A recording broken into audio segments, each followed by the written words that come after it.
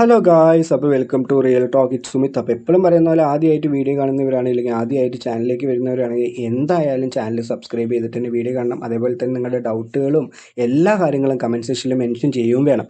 അപ്പോൾ നമ്മൾ ഇന്ന് പറയാൻ വന്നിരിക്കുന്നത് ബിറ്റ്ഗെറ്റിൽ എങ്ങനെയാണ് P2P ചെയ്ത് ബാങ്ക് അക്കൗണ്ടിലേക്ക് ക്യാഷ് എടുക്കുന്നത് എന്നാണ്. ഈ വീഡിയോ പെട്ടെന്ന് റഷ് ചെയ്ത് ഇടാനുള്ള കാരണം എന്തെന്ന് പറഞ്ഞാൽ കുറേ ആൾക്കാർ തേർഡ് പാർട്ടീസ് ആയിട്ടുള്ള ആൾക്കാരുടെ അല്ലെങ്കിൽ സ്ട്രേഞ്ചേഴ്സ് ആയിട്ടുള്ള ആൾക്കാരൊക്കെ കോൺടാക്ട് ചെയ്തിട്ട് അവൻ്റെ നിന്ന് കുറേ സ്കാം ആയിട്ട് അവർ പെടുന്നുണ്ട്. അതുകൊണ്ടാണ് ഇങ്ങനെ പെട്ടെന്ന് P2Pനെ പറ്റിയിട്ടൊരു വീഡിയോ ഞാൻ ചെയ്യുന്നത്. P2P എപ്പോഴും സേഫാണ്, നിങ്ങൾ ഒരിക്കലും പേടിക്കേണ്ട. കുറേ ആൾക്കാരൊക്കെ വന്ന് പറയുന്നു അക്കൗണ്ട് ഫ്രീസ് ആവുമെന്ന്. ഒരിക്കലും അങ്ങനെ ഫ്രീസ് ആവില്ല. ഓരോ ബാങ്കിലും ഓരോ ട്രാൻസാക്ഷൻ ലിമിറ്റ് ഉണ്ട്. ആ ട്രാൻസാക്ഷൻ ലിമിറ്റ് 1,00,000 രൂപൻ്റെ എബോ ഒക്കെ നമ്മുടെ അക്കൗണ്ടിലേക്ക് വരികയാണ്. അങ്ങനെയൊക്കെ വരുമ്പോഴാണ് നമുക്ക് അൺവാണ്ടഡ് ഇല്ലെങ്കിൽ വേറൊരു സ്ഥലത്ത് നിന്ന് നമുക്ക് വരുമ്പോഴാണ് ഈ ഫ്രീസ് ആവുന്ന കാര്യങ്ങളൊക്കെ നടത്തുന്നത്. നമ്മൾ ഒരിക്കലും വലിയൊരു ട്രേഡേഴ്സ് അല്ല, നമ്മളൊക്കെ ചെറിയ ചെറിയ ആൾക്കാരാണ്. അതുകൊണ്ട് നമ്മൾ ഒരുപാട് പൈസയൊന്നും ഇതിൽ മാറ്റില്ല. അപ്പോൾ നമ്മൾ എന്താണ് ഇങ്ങനെയുള്ള ചെറിയ ചെറിയ $1 ആയിക്കോട്ടെ $2 ആയിക്കോട്ടെ അങ്ങനെയുള്ള കാര്യങ്ങളൊക്കെ നമുക്ക് P2P വഴി എന്തായാലും മാറ്റാൻ പറ്റും, നമ്മുടെ ബാങ്ക് അക്കൗണ്ടിലേക്ക് എടുക്കാൻ പറ്റും. തീർച്ചയായും സേഫാണ്. അതേപോലെ തന്നെ 1,00,000 രൂപൻ്റെ മേലെയാണ് നിങ്ങൾക്ക് ട്രാൻസാക്ഷൻ ചെയ്യേണ്ടത് എങ്കിൽ നിങ്ങൾ ബാങ്ക് അക്കൗണ്ട് കറണ്ട് ആക്കിയാൽ മാത്രം മതി. അപ്പോൾ കറണ്ട് അക്കൗണ്ട് എടുത്തവർക്കൊക്കെ 1,00,000 രൂപ ലിമിറ്റ് എന്തായാലും ചെയ്യാൻ പറ്റും. അപ്പോൾ ഒരിക്കലും ഫ്രീസ് ആവില്ല. ഞാൻ ഇത്ര കാലം ക്രിപ്റ്റോയിൽ ഓരോരോ കാര്യങ്ങൾ ചെയ്യുന്നുണ്ടോ ഒരുപാട് പ്രാവശ്യം ഉപയോഗിച്ച ഒരു പ്ലാറ്റ്ഫോം തന്നെയാണ് ഈ P2P എന്നുള്ളത് നിങ്ങൾ മനസ്സിലാക്കുക. അപ്പോൾ നേരെ നിങ്ങൾ ആദ്യം ചെയ്യേണ്ടത് എന്താണെന്ന് പറഞ്ഞാൽ അസറ്റിലേക്ക് വരിക. അസറ്റിലേക്ക് വന്നു എന്ന് പറഞ്ഞാൽ നമ്മുടെ സ്പോട്ടിലായിരിക്കും മിക്ക ഫണ്ടുകളും കിടക്കുന്നുണ്ടാവുക. ആ ഫണ്ടുകളൊക്കെ നിങ്ങൾ എന്താക്കി മാറ്റണം, നമ്മുടെ ഫണ്ടിങ് അക്കൗണ്ടിലേക്ക് മാറ്റണം. എന്നാൽ മാത്രമാണ് നമുക്ക് P2P ചെയ്യാൻ പറ്റുള്ളൂ.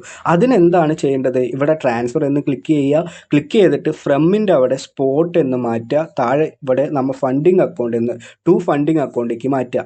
എന്നിട്ട് ഇവിടെ BTC എന്നാണെങ്കിൽ അല്ലെങ്കിൽ ഏത് ടോക്കൺ ആണോ നിങ്ങൾക്ക് മാറ്റാനുള്ളത് അതവിടെ സെലക്ട് ചെയ്യുക. എന്നിട്ട് USDT ആണ് ഞാൻ അവിടെ സെലക്ട് ചെയ്തിട്ടുള്ളൂ. അപ്പോൾ ഈ ടോട്ടലായിട്ടുള്ള USDT നമ്മൾ അവിടെ കൺഫേം കൊടുത്തു എന്ന് പറഞ്ഞാൽ നമ്മുടെ സ്പോട്ടിലുള്ള ഏത് ടോക്കൺ ആണോ ഉള്ളത് നമുക്കത് ഫണ്ടിങ്ങിലേക്ക് മാറ്റാൻ പറ്റും. ആ ഫണ്ടിങ് അക്കൗണ്ടിൽ വന്നാൽ മാത്രമാണ് നമുക്ക് P2P ചെയ്യാനുള്ള ഓപ്ഷൻ ഉള്ളൂ എന്നുള്ള കാര്യം നിങ്ങൾ ആദ്യം മനസ്സിലാക്കുക.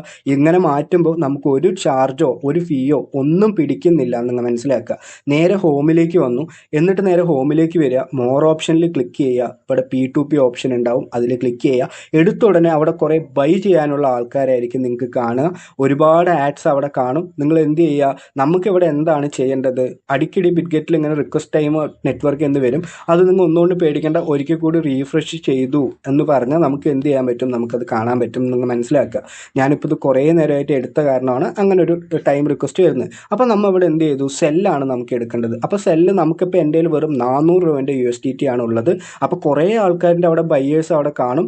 102 രൂപയ്ക്ക് എടുക്കുന്നുണ്ട്, 101 രൂപയ്ക്ക് എടുക്കുന്നുണ്ട്. പക്ഷെ അപ്പോൾ നമ്മൾ അവിടെ ശ്രദ്ധിക്കേണ്ട എന്താണ്, ലിമിറ്റ്സ് ആണ്. 3,50,000 രൂപയ്ക്ക് ഉണ്ടെങ്കിലൊക്കെയാണ് അയാൾ $1 102 രൂപയ്ക്ക് എടുക്കുന്നുള്ളൂ.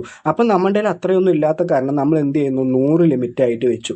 അപ്പോൾ 100 ലിമിറ്റായിട്ട് വെച്ചപ്പോൾ കുറേ ട്രേഡേഴ്സ് വന്നു. അപ്പോൾ ട്രേഡേഴ്സ് RH എന്ന് പറയുന്നത് 100% ഇവിടെ നോക്കി ഏറ്റവും ഈ റൈറ്റ് സൈഡിൽ നോക്കി എന്ന് പറഞ്ഞാൽ മനസ്സിലാവും. 100% അയാൾ എന്ത് ചെയ്തിട്ടുണ്ട്, പറഞ്ഞ കാര്യങ്ങളൊക്കെ അയച്ചു കൊടുത്തിട്ടുണ്ട്, ട്രാൻസാക്ഷൻ സക്സസ്ഫുൾ ആക്കിയിട്ടുണ്ട്. അപ്പോൾ ഫസ്റ്റത്തെ ആളെ തന്നെ നമ്മൾ എന്ത് ചെയ്യും, ചൂസ് ചെയ്യും. നമുക്ക് P2P വരുമ്പോൾ ഓരോരോ ദിവസം ഓരോ റേറ്റുകളായിരിക്കും. അപ്പോൾ ഒരുപാട് ആൾക്കാർക്ക് നീഡായിരിക്കുന്ന സമയത്തൊക്കെ അവർ എന്ത് ചെയ്യും, റേറ്റ് ഒക്കെ വളരെ കുറവായിട്ടായിരിക്കും വെക്കാമെന്ന് നിങ്ങൾ മനസ്സിലാക്കുക. അപ്പം ഞാൻ നേരെ എന്ത് ചെയ്തു, ഇവിടെ സെല്ലെന്ന് കൊടുത്തു. സെല്ലെന്ന് കൊടുക്കുമ്പോൾ നിങ്ങൾ എപ്പോഴും ഈ 100%വും അതിൻ്റെ ഓർഡേഴ്സും എല്ലാ കാര്യങ്ങളും നിങ്ങൾ ചെക്ക് ചെയ്യണം. ചെക്ക് ചെയ്തിട്ട് മാത്രം എന്ത് ചെയ്യാൻ പറ്റുള്ളൂ, നിങ്ങൾ സെൽ എന്നുള്ള ഓപ്ഷൻ കൊടുക്കാൻ പറ്റുള്ളൂ. അപ്പോൾ നമ്മൾ അടുത്ത് ഇവിടെ ശ്രദ്ധിക്കേണ്ടത്, നമ്മുടെ ഇവിടെ ഞാനിപ്പോൾ ഇവിടെ മാക്സിമം ആണ് നമ്മൾ എന്ത് ചെയ്യുന്നത്, വിൽക്കാൻ പോകുന്നത്. അപ്പോൾ ഞാനിവിടെ മാക്സിമം ഇവിടെ കൊടുത്തു. അപ്പോൾ ഇവിടെ മാക്സിമം കൊടുത്തപ്പോൾ നമുക്കിവിടെ അവർ പറഞ്ഞിട്ടുള്ളത് എന്താണ്, 15 മിനിറ്റ് ആണ് അവർ പറഞ്ഞിട്ടുള്ളത്. അപ്പോൾ ഞാനിവിടെ മാക്സിമം കൊടുത്തു. മാക്സിമം കൊടുത്തപ്പോൾ ഇവിടെ എൻ്റെ UPI ID ആണ് ഞാൻ ട്രാൻസാക്ഷനായിട്ട് വെച്ചിട്ടുള്ളത്. ഈ 15 മിനിറ്റ് വെയിറ്റ് ചെയ്യേണ്ടി വരുമോ എന്ന് എനിക്കറിയില്ല, ഇല്ലെങ്കിൽ ഞാൻ വീഡിയോ കട്ട് ചെയ്തിട്ട് നിങ്ങൾക്ക് കാണിച്ചു തരാം. അപ്പോൾ ഞാനിവിടെ എല്ലാം കൊടുത്തു. 441 രൂപയാണ് എനിക്ക് കിട്ടുക. എൻ്റെ കയ്യിലുള്ള ഹോൾ അസറ്റാണ് ഞാനിവിടെ കൊടുത്തിട്ടുള്ളത്. അപ്പോൾ മിനിമം അവർ പേ വിത്ത് പറഞ്ഞിട്ടുള്ളത് 15 മിനിറ്റ് ആണ്. അപ്പോൾ നമുക്ക് ആ 15 മിനിറ്റ് മാത്രമേ ഉള്ളൂ. ഇവിടെ വേറെ മേ ബി 60 മിനിറ്റ് അങ്ങനെയുള്ള പല സമയം വരും. എപ്പോഴും ലെസ് ടൈം ആയിട്ടുള്ളത് മാത്രം നിങ്ങൾ എടുക്കുക. എന്നിട്ട് ഞാനിവിടെ എന്ത് ചെയ്തു, സെൽ USDT കൊടുത്തു. സെൽ USDT എന്ന് കൊടുത്തപ്പോൾ ആദ്യം തന്നെ നമുക്ക് ഇവിടെ കോൺടാക്റ്റിൽ ഒരു നോട്ടിഫിക്കേഷൻ വരും. നിങ്ങൾ ഒരിക്കലും നമ്മുടെ നമ്പറോ ഒരു കാര്യങ്ങളും എന്ത് ചെയ്യരുത്, ഇവിടെ വന്ന് കൊടുക്കരുത്. ഡോണ്ട് ക്ലെയിം, അപ്പോൾ അവർ തന്നെ പറഞ്ഞിട്ടുണ്ട്, don't claim any document like Aadhaar, pan, send your calling number, then I will paying for my mother account എന്നൊക്കെ പറയും. ഇങ്ങനെ എന്ത് കാര്യങ്ങൾ പറഞ്ഞാലും നിങ്ങൾ എന്ത് ചെയ്യരുത്, അവർക്ക് കോൺടാക്റ്റ് ചെയ്യരുത്. ഒരു കാരണം വെച്ചാലും നിങ്ങൾ ഇവൻ്റെ ആയിട്ട് കോൺടാക്റ്റ് ചെയ്യരുത്. അപ്പോൾ അവർ പറഞ്ഞിട്ടുണ്ട് ഇവിടെ ഫണ്ട് റിലീസ് ചെയ്തെന്ന് പറഞ്ഞിട്ടുണ്ട്. നമ്മൾ ആദ്യം തന്നെ എന്താണ് ചെയ്യേണ്ടത്, ആദ്യം നമ്മുടെ ഗൂഗിൾ പേയിൽ ഇത് വന്നിട്ടുണ്ടോ എന്നാണ് നോക്കേണ്ടത്. കുറേ ആൾക്കാർ ഇങ്ങനെ തന്നെ പറ്റിക്കാൻ നോക്കും. നമ്മൾ എന്ത് ചെയ്യുക, ഗൂഗിൾ പേയിൽ ഈ ഫണ്ട് കിട്ടിയിട്ടുണ്ടോ എന്ന് ഫസ്റ്റ് നോക്കുക. എന്നിട്ട് മാത്രം നിങ്ങൾ എന്ത് ചെയ്യുക, ഈ കാര്യങ്ങളെല്ലാം ചെയ്യുക. ഞാനിപ്പോൾ ഇവിടെ ഗൂഗിൾ പേ ചെക്ക് ചെയ്യുന്നുണ്ട്. ഫണ്ട് നമ്മുടേക്ക് ക്രെഡിറ്റ് ആയിട്ടുണ്ടെങ്കിൽ മാത്രമാണ് ഞാൻ റിലീസ് ചെയ്യുള്ളൂ, ഇല്ലെങ്കിൽ ഞാൻ ഒരിക്കലും റിലീസ് ചെയ്യില്ല. നമുക്ക് എന്തായിട്ടില്ല, ഇവിടെ ഫണ്ട് ക്രെഡിറ്റ് ആയിട്ടില്ല, പക്ഷേ ആൾ എന്ത് പറഞ്ഞു, ഫണ്ട് ക്രെഡിറ്റ് ആയിട്ടുണ്ടെന്ന് പറഞ്ഞു. അപ്പോൾ നമ്മൾ എന്ത് ചെയ്യുക, ഒരിക്കലും അത് ഇതാവരുത്. നിങ്ങൾ ഒന്നും കൂടി ചെക്ക് ചെയ്യുക, ഒരു 2 മിനിറ്റ് വെയിറ്റ് ചെയ്യുക. എന്നിട്ട് ഫണ്ട് ക്രെഡിറ്റ് ആയ ശേഷം മാത്രം നിങ്ങൾ എന്ത് ചെയ്യുക, ഇവർക്ക് കോയിൻ റിലീസ് ചെയ്യുക. ഇല്ലെങ്കിൽ നമുക്കിവിടെ കോൺടാക്ട് ചെയ്യാനുള്ള ഓപ്ഷൻ ഉണ്ട്. കോൺടാക്ട് ചെയ്യാനുള്ള ഓപ്ഷനിൽ നമ്മളിവിടെ അവൻ്റെ അടുത്ത് പറയുക ഫണ്ട് നോട്ട് ക്രെഡിറ്റഡ് എന്ന് പറയുക. അല്ലാതെ പെട്ടെന്ന് ഇങ്ങനെ ഒരു ഇത് വന്നതും നിങ്ങൾ കൊണ്ടുപോയിട്ട് റിലീസ് കൊടുക്കരുത്. അതാണ് ഞാൻ എപ്പോഴും പറയുന്നത്. ശ്രദ്ധിച്ച് വായിച്ചിട്ട് വേണം നമ്മൾ എന്ത് ചെയ്യേണ്ടത്, ഓരോ കാര്യങ്ങളും ചെയ്യേണ്ടത്. അപ്പം ഞാൻ ഇവിടെ എന്ത് ചെയ്യുന്നുണ്ട്, ഇവിടെ അവർക്ക് ഫണ്ട് നോട്ട് ക്രെഡിറ്റഡ് എന്ന് മെസ്സേജ് ഇട്ടിട്ടുണ്ട്. എന്നിട്ട് ഒരു 2 മിനിറ്റും കൂടി വെയിറ്റ് ചെയ്യും. വെയിറ്റ് ചെയ്തിട്ട് നമ്മൾ എന്ത് ചെയ്യും, വീണ്ടും ചെക്ക് ചെയ്യുകയാണ് നമ്മുടെ ഇതിൽ വന്നിട്ടുണ്ടോ എന്നുള്ളൊരു കാര്യം ഞാൻ വീണ്ടും ചെക്ക് ചെയ്യുന്നുണ്ട്. ഇതിൽ പാസ്വേഡൊക്കെ കാണുന്നുണ്ടെങ്കിൽ ഞാൻ മസ്റ്റായിട്ട് അതൊക്കെ എന്ത് ചെയ്യും, ബൈക്ക് വരും. അപ്പോൾ നമുക്കിപ്പോൾ അവിടെ എന്ത് വന്നിട്ടുണ്ട്, അയാൾ പൈസ അയച്ചിട്ടുണ്ട്, 441 രൂപ നമുക്കിവിടെ കിട്ടിയിട്ടുണ്ട്. അപ്പോൾ അത് കിട്ടിയപ്പോൾ ഞാൻ എന്ത് ചെയ്യുന്നു, ഞാൻ വീണ്ടും ഇവിടെ വന്നിട്ട് അവർക്ക് ഒരു പാനിക് ആവണ്ടെന്ന് പറഞ്ഞിട്ട് ഞാനിവിടെ വന്നിട്ട് റിസീവ്ഡ് എന്ന് കൊടുക്കുന്നു. അപ്പോൾ നമ്മൾ അത് ആദ്യം തന്നെ അവർ ഫണ്ട് ക്രെഡിറ്റ് എന്ന് പറയുമ്പോൾ നമ്മൾ എന്ത് ചെയ്യും, അവർ വിശ്വസിക്കരുത്. നമ്മൾ എന്ത് ചെയ്യണം, കറക്റ്റായിട്ട് കോൺടാക്ട് ചെയ്യണം എന്നുള്ള കാര്യം ഇവിടെ മാത്രം നിങ്ങൾ കൊടുക്കുക. നിങ്ങളുടെ പിന്നെ പേഴ്സണൽ നമ്പറോ അങ്ങനെയുള്ള ഒരു കാര്യങ്ങൾ നിങ്ങൾ കൊടുക്കരുത്. നിങ്ങളെ പറ്റിക്കാൻ വേണ്ടിയിട്ടായിരിക്കും ചിലവരൊക്കെ എന്ത് ചെയ്യുക, ഇങ്ങനെയുള്ള ഓരോരോ മെസ്സേജൊക്കെ ഇവിടെ കൊണ്ടിടുക. അപ്പം നമ്മൾ എന്ത് ചെയ്യുക, നേരെ ഇവിടെ അടുത്ത് നമ്മുടെ ഫണ്ട് ക്രെഡിറ്റ് ആയെന്ന് മനസ്സിലായി. അപ്പോൾ നമ്മൾ റിലീസ് എന്നുള്ള ഓപ്ഷൻ കൊടുത്തു. അപ്പോൾ I have confirm the receipt. അപ്പോൾ എന്നിട്ട് മേലത്തുള്ള ഏറ്റവും ഫസ്റ്റ് ഓപ്ഷൻ കൊടുക്കുക, എന്നിട്ട് കൺഫേം കൊടുക്കുക. വേറെ ഒരു കള്ളത്തരവും ഇവിടെ ചെയ്യരുത്. കള്ളത്തരം ചെയ്തു എന്ന് പറഞ്ഞാൽ നമുക്ക് എന്താവും, നമ്മുടെ അക്കൗണ്ട് അവർ അപ്പീൽ ചെയ്യും. അപ്പീൽ ചെയ്തു എന്ന് പറഞ്ഞാൽ നമുക്ക് വീണ്ടും ഒരിക്കലും നമുക്ക് P2P ചെയ്യാൻ പറ്റാത്ത രീതിയിലാവും. അപ്പോൾ നിങ്ങളത് മനസ്സിലാക്കുക. ഇനിയിപ്പോൾ നമുക്ക് എന്താ അടുത്ത് വരിക എന്ന് പറഞ്ഞാൽ നമുക്കിവിടെ ഒരു OTP ആണ് വരിക. OTP നിങ്ങൾ എന്ത് ചെയ്യുക, നേരെ മെയിലിലും OTP വരും, അതേപോലെ തന്നെ നമ്മുടെ ഫോൺ നമ്പറിൽ OTP വരും. ആ OTP നിങ്ങൾ ഇവിടെ അടിച്ചു കൊടുക്കണം. എന്നാൽ മാത്രമാണ് നമുക്ക് എന്ത് ചെയ്യാൻ പറ്റുള്ളൂ, ഇങ്ങനെയുള്ള കാര്യങ്ങൾ ചെയ്യാൻ പറ്റുള്ളൂ. ഇതൊക്കെ കറക്റ്റ് പ്രോസസ്സായിട്ട് തന്നെ ചെയ്യാം. ഇനിയിപ്പോൾ നമുക്കിവിടെ മൊബൈലിൽ OTP വന്നില്ല, ഞാനിവിടെ വൈഫൈ കണക്ട് ചെയ്ത കാരണം എനിക്ക് എന്താണ് മൊബൈലിൽ OTP ഇനിയും വന്നില്ല എന്നതാണെങ്കിൽ നമുക്കിവിടെ വേറൊരു ഓപ്ഷൻ ഉണ്ട്.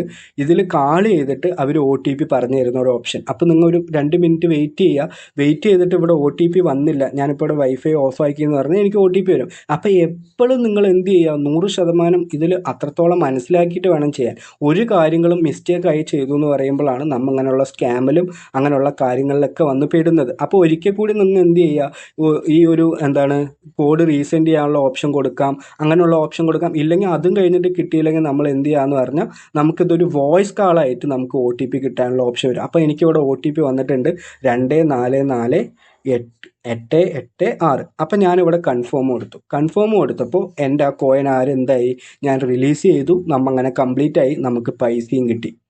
അപ്പോൾ എപ്പോഴും നിങ്ങൾ ശ്രദ്ധിക്കേണ്ട കാര്യം എന്താണ്, ഇതൊരിക്കലും തേർഡ് പാർട്ടി അവർ വന്ന് കോൺടാക്ട് ചെയ്യണം എന്ന് പറഞ്ഞാൽ നിങ്ങൾ കോൺടാക്ട് ചെയ്യരുത്.